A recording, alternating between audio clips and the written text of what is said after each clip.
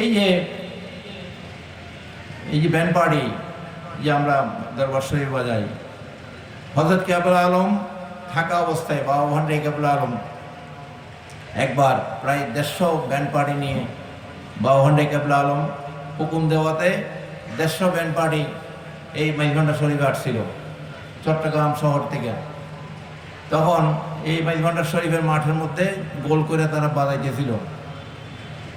বাবা ভান্ডারী কেবলা আলম হযরত কেবলা আলমকে হুজরা শরীফ থেকে বের করে না এটার মাঝে দাঁড় করাই দিলেন। সুবহানাল্লাহ। এই ওয়াজ এইটার থেকেই সমস্ত তরিকার মধ্যে এই সামা এটা জারি হয়ে গেল। সুবহানাল্লাহ। এটা বাবা ভান্ডারী কেবলা আলমেই এটাকে মাইজভান্ডার শরীফে এই ওরস শরীফে যে ব্যান্ড পার্টি বাজানো হয়, সামা কাওয়ালি, এগুলা হযরত কেবলা আলমের জমানা থেকেই ছিল।